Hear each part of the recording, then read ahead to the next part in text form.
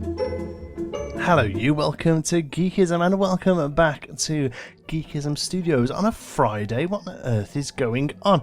Well, it's normally Pinewood Hills on a Friday, but if you've not been under a rock, you will have seen that Planet Coaster announced the Vintage DLC coming out after the weekend, and it's basically the Pinewood DLC, isn't it? It's so up our street.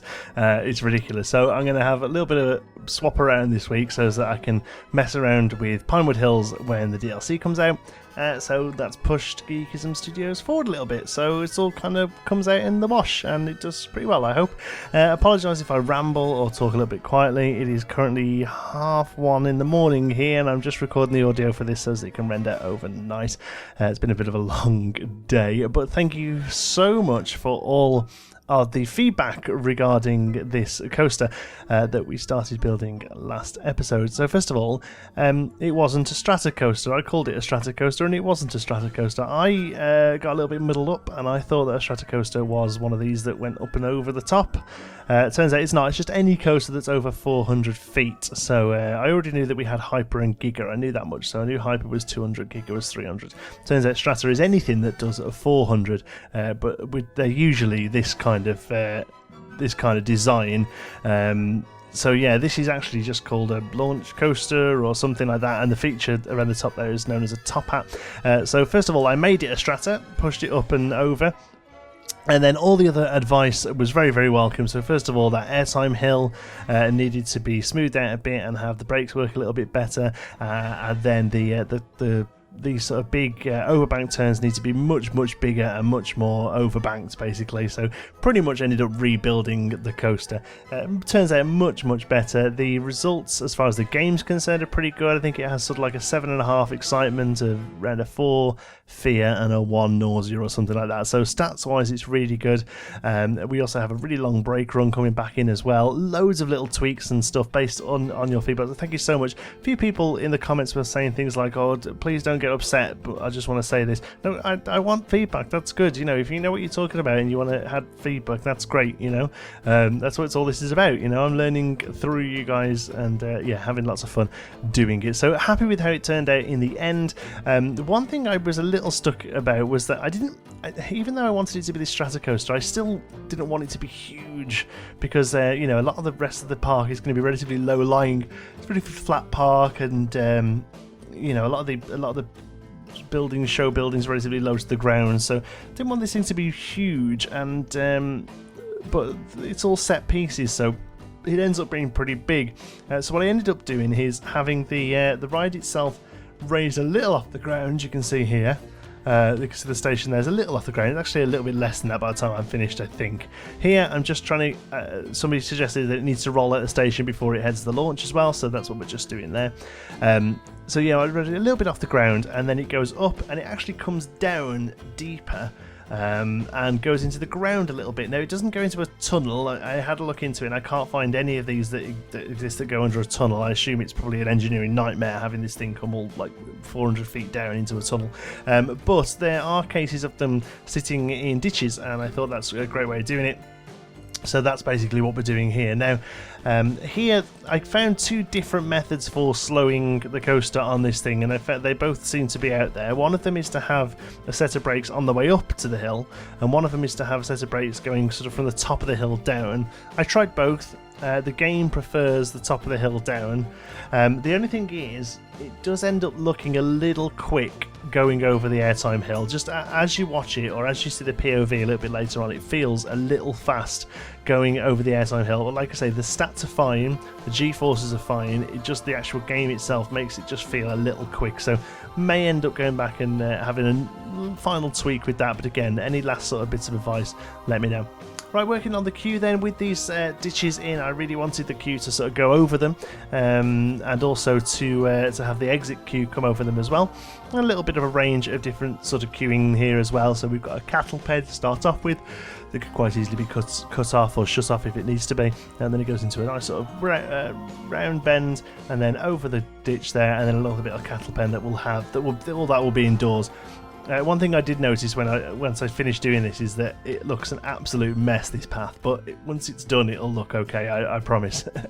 Right, next up then is making these ditches look better than they are. One thing I think is really important if you do this kind of build, where you use the terrain with the coaster, so if you're doing something like Oblivion where it goes into the ground, you can just use the terrain, and the coaster itself will dig the terrain out if you've got the option on. But personally, I think that's a bit of a cop-out. It wouldn't really happen, you wouldn't, if you're riding a roller coaster, you wouldn't just go into a dirt hole. These things are always sort of concrete reinforced, so that's what we're doing here, making a nice sort of concrete ditch that the coaster can ride into. It's actually pretty deep, but I think I'm kind of happy with it. Oh, I've just realised one thing I went to do, is to build some sort of little water, what's the word, like drains, that's it, at the bottom, because obviously these would fill up and turn into really bad swimming pools otherwise, so I need to go and add some drains in the bottom of those. I'll remember to do that next time I jump in.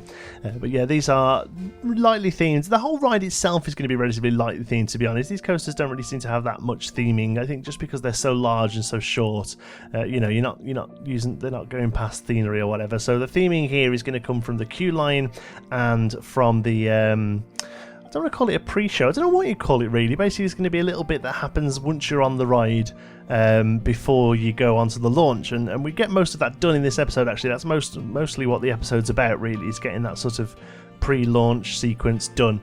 I'm really happy with how it turned out. So I was originally going to use art-shaped Kerbals. We were going to build some Kerbals out of art shapes, but to the scale I wanted to, they didn't end up looking that great. We do build some in a minute, but they're quite big ones for the entrance, and I think they turned out really quite good. But trying to sort of shrink it down using the art shapes to make it a bit smaller, they don't really come out very characterful. You'll see. I left the footage in anyway because I wanted you to see the process, but yeah. Here, just putting some lights into the concrete area there to kind of light up the coaster at night. I think it looks really nice, and pretty much, excuse me for yawning, we're pretty much going to copy and paste that across, but I've obviously cut it out for some reason, but basically that's what the two dishes look like.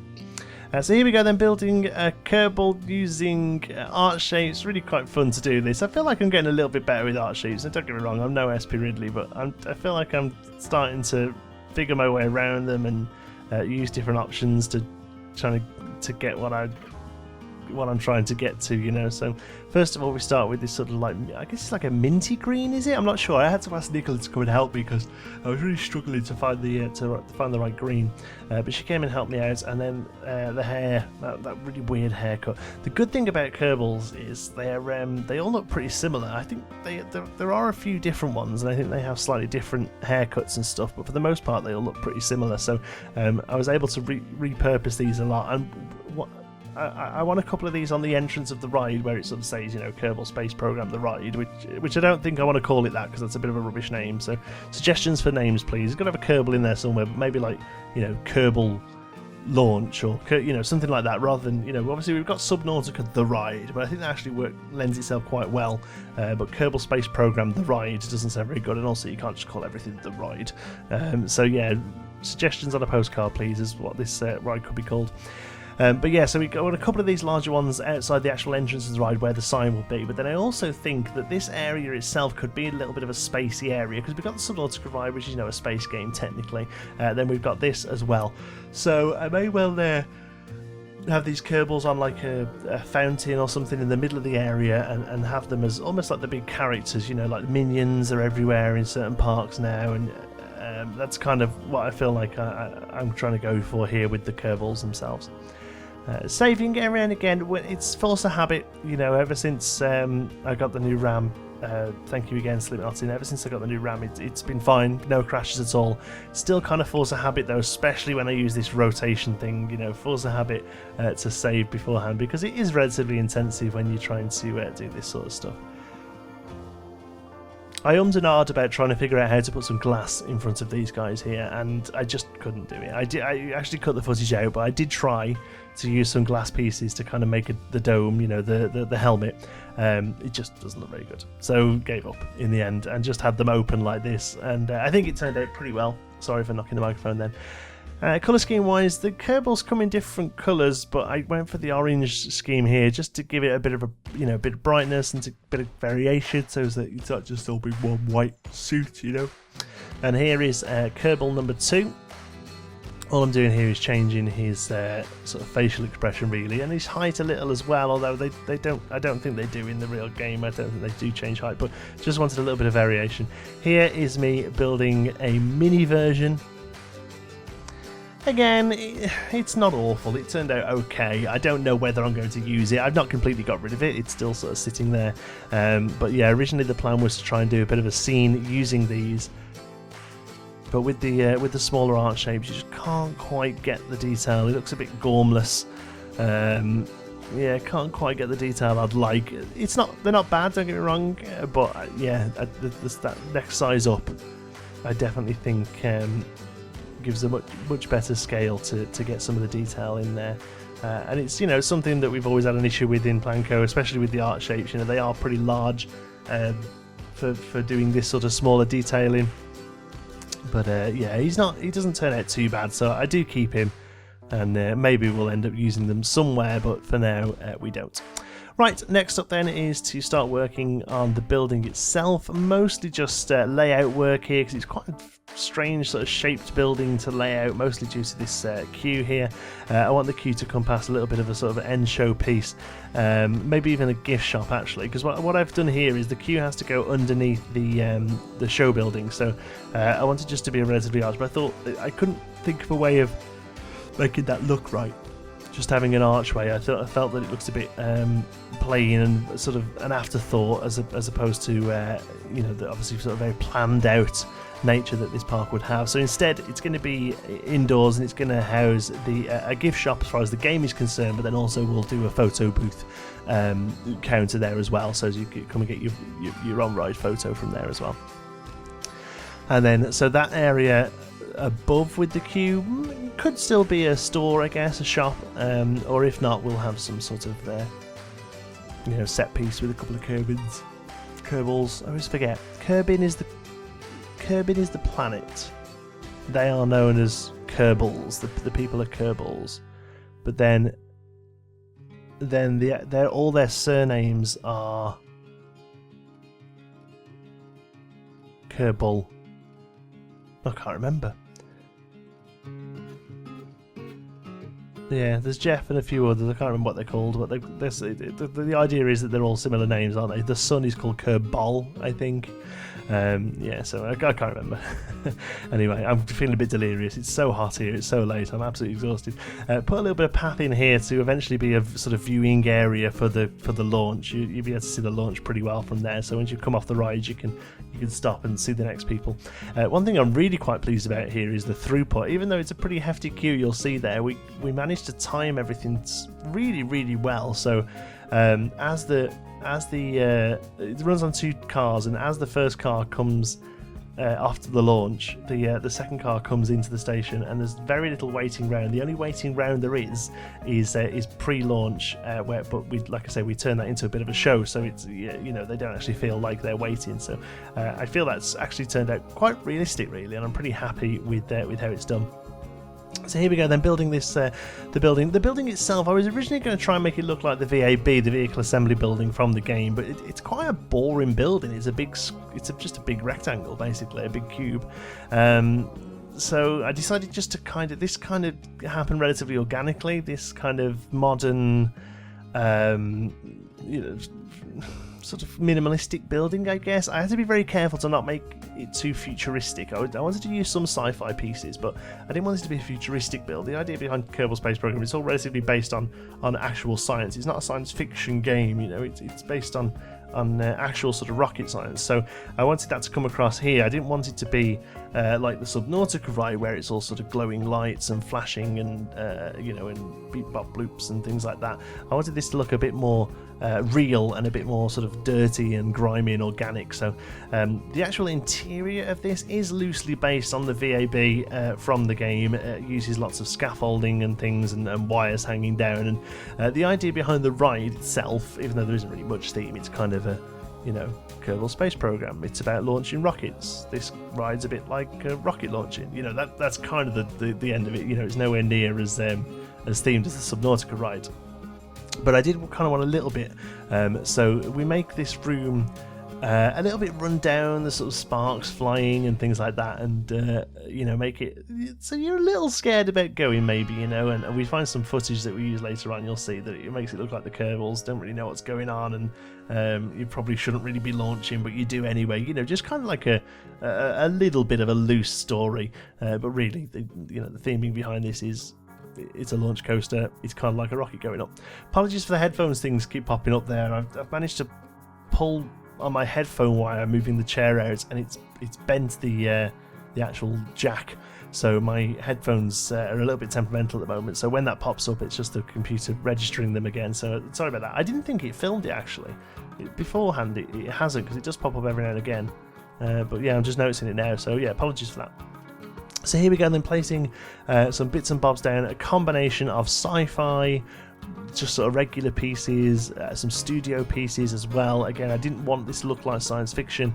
I wanted it to look relatively, based on reality. But one thing I did want to do here is these radioactive tankers here. I thought this would be quite cool to have some leaking radioactivity to kind of, make people a little bit worried about going on this ride. Obviously it's all set up, and it's all part of the story. But you want that sort of idea of, you want to be careful. This could go horribly wrong. I'm not too sure about how those slimes ended up there. Maybe I'll go back and change those. You'll see in a moment. I'll show you a full video of this area in real time, so you can tell me whether or not. I've just realised that I put that into place there. It's a piece of wall that explodes, and I haven't triggered it. The idea is that just before you get set off, the room itself starts shaking and falling to bits, and again, like as if a rocket's going off, and we're not quite ready for it, and we're not quite structured enough. It's kind of the idea.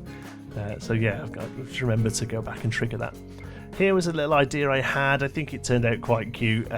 They've got these awesome spaceship signs, and they're not very usable, to be honest with you, but I thought you could put one here on this board and make it look like it's a drawing on a whiteboard with a bit of writing saying things like rocket must go bang and things like that. Again, just little bits of light theming that people will see as they come in on the ride.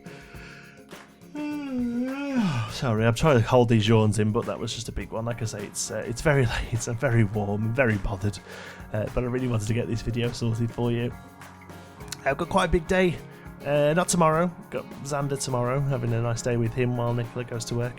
But Thursday I've got a big day. I'm unfortunately not allowed to talk about it because I'm under an NDA, but it's going to be something cool for the channel that you'll hopefully get to see in a couple of weeks' time. So looking forward to that, but unfortunately it does mean that I haven't got as much time at home this week to get videos done, which means I'm having to pull a bit of a, not quite an all-nighter. I think once I've recorded the voice for this I'm going to go to bed and get a few hours before I'm up with the baby, so it does mean a much later nighter. Anyway, here you go, you can see it all in there, you can see the footage I've got from the game as well. So here we go, we're tuned into mission control, and they're not happy. Lights going off, doors are opening, there's steam coming. It's probably not a good idea. It's failed. No, it hasn't. Off they go. So you'll see there on some of the smaller screens I've got sort of footage from the game and made it look like CCTV. Really quite happy with how that turned out. So here, that's as slow as I can get it over that. Any less of any sort of combination it stalls. And here you'll see that it just goes a little bit quick over there, but I'm not too sure again what to do with it. But I'm much happier with this second half here, these big sweeping curves. I watched a couple of videos of Accelerator and a few others, and really am much happier with how this turned out. And then the much longer brake run here again takes a lot of the speed out and means it rolls back into the station. And you'll see, look at this for timing. As we come into the station, that one goes off. Perfect timing or what?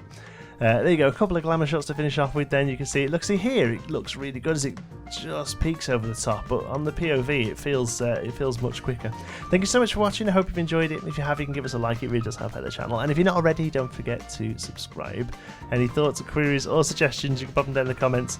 If you fancy a chat, you can find me on Twitter. I'm at JohnTSparrow. If you'd like to join in with the Geekism community, you can do so over on our Geekism Discord server. You'll find the link for that in the description. Thank you very much for watching. I'll see you in the next one.